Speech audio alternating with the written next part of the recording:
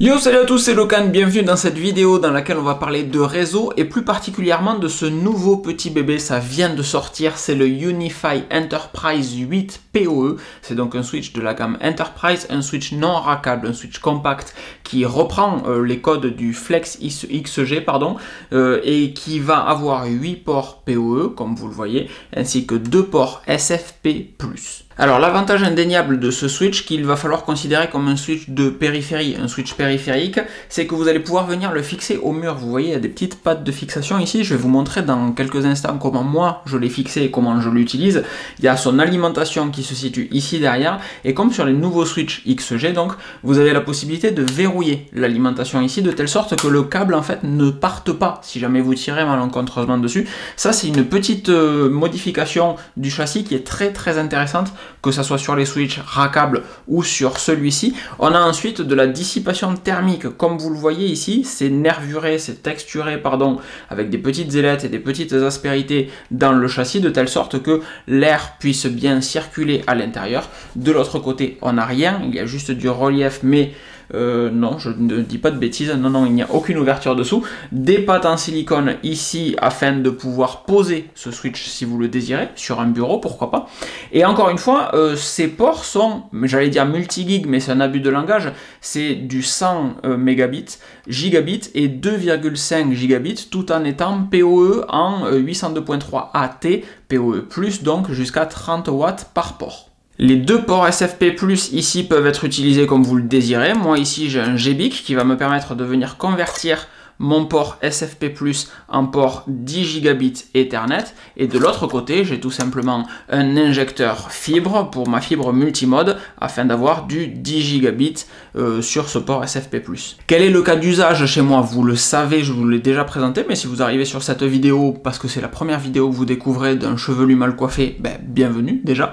Je suis dans une maison en location, donc j'ai pas la possibilité de tirer des câbles autant que je voudrais dans les murs, j'ai pas la possibilité d'avoir un réseau proprement fait, c'est même assez catastrophique ici, donc c'est pour ça que j'ai une baie réseau dans mon salon, c'est pour ça que j'ai ce petit switch à l'étage ici, pour me servir de switch de périphérie encore une fois, et arriver sur ce switch là avec une fibre en 10 gigabits et pouvoir ensuite connecter mon ordinateur avec un adaptateur Thunderbolt 3 vers 10 gigas pour les fois où je monte des vidéos comme maintenant et j'ai besoin de vraiment beaucoup de bande passante, sur les vidéos étant stockées sur mon NAS qui se trouve en bas. C'est pour cette raison toute simple que j'ai cette baie réseau dans le salon. J'ai une copine très tolérante et c'est vraiment cool. Vous voyez le prochain test à sortir ici, c'est l'Enterprise XG. Tout ça, c'est du 10 gigabits Ethernet. Et là, les deux ports que vous voyez, c'est pas du SFP, c'est pas du SFP+, c'est du SFP 28. C'est des ports 25 gigas fibre. C'est colossal. On en reparle un petit peu plus tard. Si vous n'êtes pas abonné, c'est peut-être le moment de le faire ou juste de revenir un petit peu plus tard, pourquoi pas. Et donc, ici en haut, je vous l'ai déjà présenté. Pareil, je vous mets la petite carte ici. C'est mon switch d'agrégation. C'est un switch 8 ports 10 gigas. Il est tout petit, il est très court. Je l'aime beaucoup, lui. J'hésite à savoir lequel est mon préféré entre lui, parce qu'il est vraiment trop mignon, et celui d'en haut parce qu'il me rend genre vraiment service.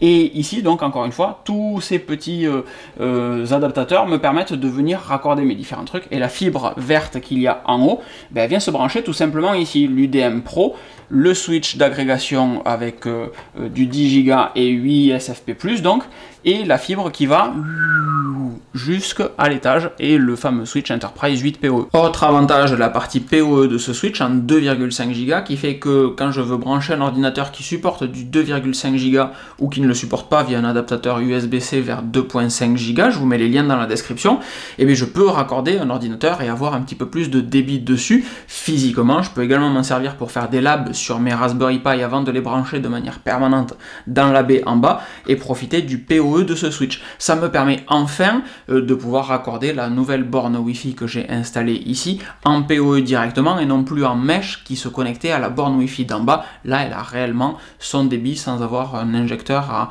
à devoir brancher sur une prise électrique. Alors j'ai réfléchi un petit peu à comment fixer la plaque de fixation du coup de ce switch Enterprise, et le souci c'est que la dissipation thermique est prévue vers le haut. Vous voyez, il y a des petites ailettes en fait qui sont prévues réellement pour une dissipation vers le haut, dans ce sens-là en fait.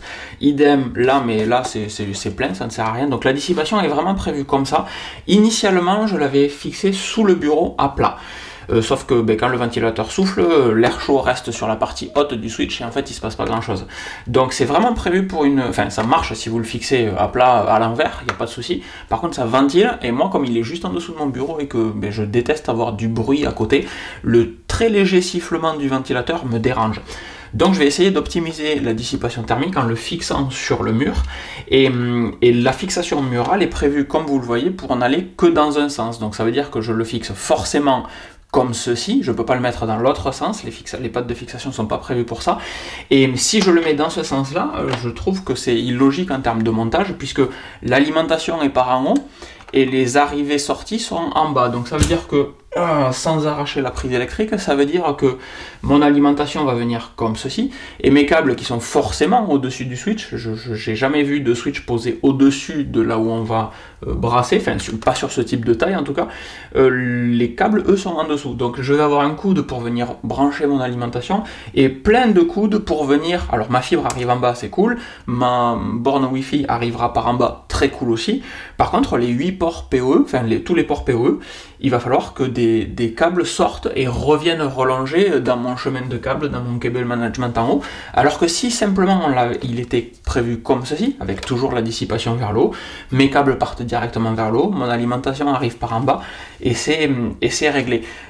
Sans parler de refaire tout le design du switch, il y avait une solution très simple, c'était de proposer des pattes de fixation qu'on pouvait utiliser dans les deux sens, puisque là encore une fois, il y a une encoche ici, vous la voyez légèrement là, vous voyez que c'est plus sombre, et il n'y a pas d'encoche là. Donc si je le mets, il suffisait juste de faire cette petite encoche des deux côtés et laisser les gens choisir dans quel sens ils voulaient fixer le switch.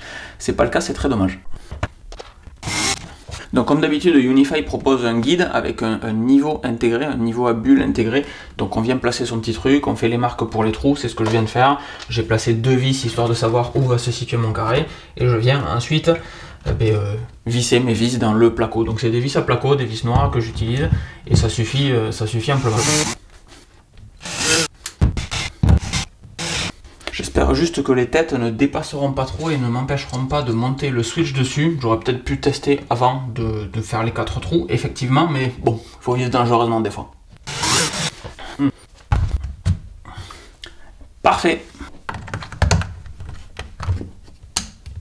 Donc l'installation électrique, là, je pense qu'elle est temporaire parce que ça me plaît pas déjà d'avoir 2 fils qui se baladent là. Je pense que je vais venir le repiquer sur mon chemin de câble en haut en virant ce transformateur qui me prend 2 prises. Il faut que je réoriente un petit peu tout ça parce que tout simplement c'est dégueu quoi. L'avantage incontestable, c'est que ma fibre arrive proprement par en bas. Ça c'est très très cool.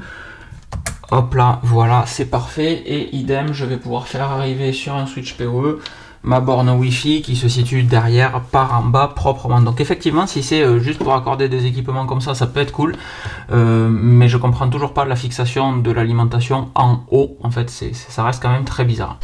Bon, après quelques jours d'utilisation, voilà à quoi ressemble l'installation. Donc j'ai en vert en bas la fibre qui arrive, le blanc pardon, ici c'est la borne Wi-Fi qui remonte tout simplement derrière, donc qui vient longer. Vous le voyez, j'ai fait ça relativement propre quand même. La fibre avec le câble, le patch cable de Unify, c'est des câbles Unify, ça, ils font des super câbles. Ensuite on a le câble noir ici qui remonte et qui longe avec le gros câble catégorie 8. L'un va sur le catégorie 8 va sur le CalDigit 10 Go pour me connecter en 10 Go via l'adaptateur Thunderbolt qui est le CalDigit 10 Go. Et le petit noir ici vient sur le Ugreen qui est ici, dont je vous parle régulièrement, afin d'avoir sur le CalDigit TS3 Plus, du coup, qui est mon dock, le Mac branché en 2,5 gigabits Ethernet. Le fonctionnement est super simple, je suis l'immense majorité du temps en Wi-Fi et quand je dois travailler, faire des transferts de fichiers, etc., monter la vidéo que vous êtes en train de regarder, je me branche avec le CalDigit 10 Go. Le 2,5 Go, il est là en backup, ou les fois où j'ai la flemme, en fait, dès que je branche mon Thunderbolt pour avoir l'écran d'écran, etc. J'ai en plus du réseau en 2,5 qui vient aider, entre guillemets, le réseau Wi-Fi. Normalement, macOS est censé privilégier le 2.5 Go. Dans la vraie vie, ça marche pas aussi bien que sur Windows, voilà. Je l'ai dit, je l'ai avoué. Et quand je dois bosser, ben, en fait, je coupe mon réseau Wi-Fi, je branche le 10 Go et comme ça, je passe forcément par le 10 Go. Pour la suite de cette vidéo, je vous propose de regarder ce qu'il y a dans les réglages de ce Switch UniFi. C'est toujours la même chose, hein. On va pas trop creuser non plus, mais ça ressemble vraiment toujours à la même chose. Donc on a, cette fois-ci je fais un suspense, ma vidéo sera à gauche, voilà. On a le modèle du Switch, on est sur la dernière version du contrôleur, évidemment on est à jour. On a ici la température qui apparaît, ce qui n'est pas le cas pour tous les équipements UniFi. C'est très cool d'avoir la température qui apparaît. On a l'état des ventilateurs. Alors quand le Switch était fixé sous le bureau, les ventilateurs tournaient toujours un petit peu. Là il y a des moments où effectivement les ventilateurs sont sur off parce que la dissipation thermique est suffisante vers le haut avec les petites ailettes que je viens de vous présenter. Donc ça c'est très très cool. On a l'uptime, c'est normal qu'il y a 9 minutes parce que je viens de le débrancher pour vous montrer à quoi il ressemblait.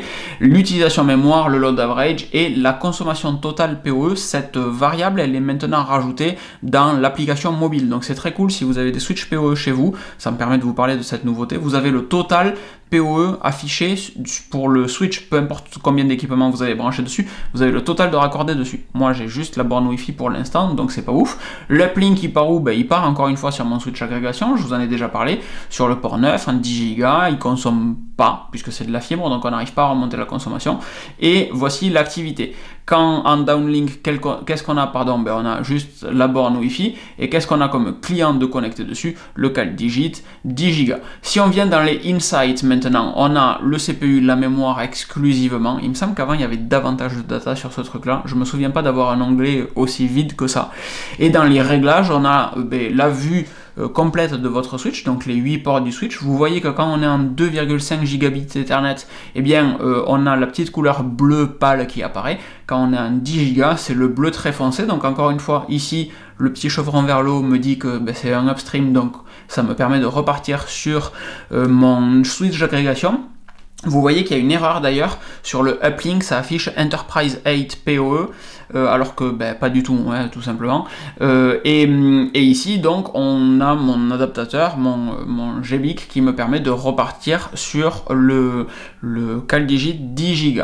Si on peut donc changer le nom, on a les différents réglages pour les différents ports. Si on clique sur un port, on peut affecter des profils à ce port, lui affecter des réseaux, lui affecter des VLAN. On a la possibilité de faire un filtrage par adresse MAC sur ce port, ça peut être très utile en entreprise. On n'a toujours pas la possibilité de faire une sticky MAC adresse, comme c'est le cas sur des routeurs Cisco par exemple, où vous allez dire que ce port est sticky, et dès que vous allez brancher un équipement dessus, le filtrage par adresse MAC va automatiquement prendre l'adresse MAC du premier matériel que vous avez branché dessus, interdisant tous les autres matériels. Ça c'est vraiment très pratique en entreprise, ça vous évite d'avoir vous palucher à la main toutes les adresses MAC de tous vos équipements pour faire du filtrage. Le plus simple reste donc de désactiver le port tout simplement s'il n'est pas utilisé. Le port Profile Override, est-ce que vous voulez du PoE, du PoE+, ou pas du tout de PoE? Ils ont enlevé la variable PoE, PoE+. Switching, mirroring ou agrégation. Donc le switching, c'est ce qu'on fait actuellement. Le mirroring, ça pourrait être pour de l'analyse par exemple, où je dis que je veux que mon port 3 réplique exactement ce qui se passe sur mon port 1. Donc mon port 1, ça va être mon ordinateur qui fait du trafic par exemple, et sur mon port 3, je vais avoir un outil d'analyse branché qui va faire voir exactement ce que fait le port 1 et donc mon ordinateur. Pourquoi pas, ça peut être cool. Et l'aggregate, c'est tout simplement la mutualisation de différents ports via du protocole LACP, Link Aggregation Channel Protocol. Je sais plus trop ce que veut dire le C, vous me pardonnerez.